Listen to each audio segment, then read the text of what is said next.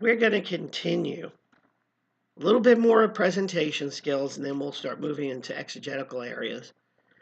How do you deal with nervousness? We like to call them butterflies. You remember what they are. And you should have them every time.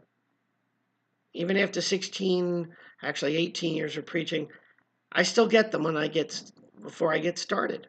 You're preaching the Word of God. This is important stuff. Should you feel a little nervous about it? Yeah, I think you should. What do you do with it? You have to take that nervous energy and turn it into energy that you can use in your presentation. Because once you get rolling, those butterflies are going to go away.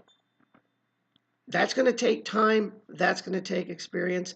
That's going to take confidence in yourself saying, I can do this. If you couldn't do this and you didn't have the gift, you wouldn't be watching this video. And for some people who think they can do the preaching, they might get started and find out, not quite my thing. Ad-libbing is very important. I mentioned earlier in the video I did magic shows for kids. That hardened me real quick to being quick on my feet. Butterflies, still get them. But then I offer some silent words of prayer, asking God to take that nervous energy and turn it into energy that will bring the gospel out to the people I'm about to talk to use that nervous energy to fill me with the power I need to do the work that the Lord has presented for me. Let's see. Practice before you deliver your sermon. You really should. I practice a lot in the car. I'm sure people passing me think I'm nuts because I'm talking to myself, but I do practice. I roll it over in my head. If you need your transcript to roll in your head, then by all means do it. Videotape yourself, even if it's just sitting here in front of a webcam and you're not seeing your entire self.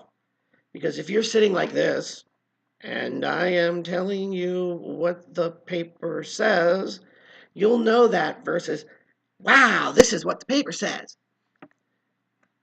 You can also run a webcam and back it off, yourself off from the webcam, that you can get a full picture of yourself. Go into your church and say, hey, Pastor, I want to borrow the podium and practice giving my practice my sermon. That almost didn't come out right. Videotape yourself. Have others watch you.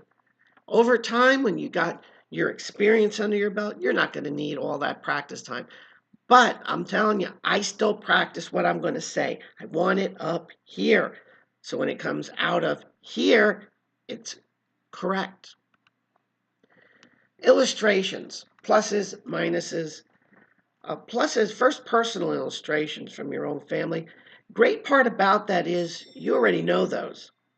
And if you're like me, you're going to embellish them a little bit, but you got to be careful because you don't want to insult your family. You don't want to get your spouse angry or your kids angry by sharing things that really shouldn't be shared.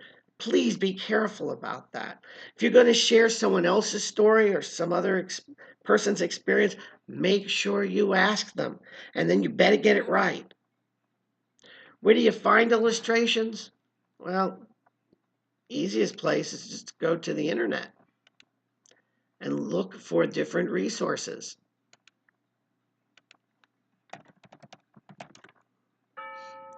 And put in sermon illustrations. There we go.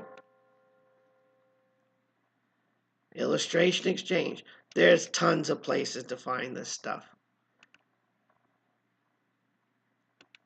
There are books also about that, by the way.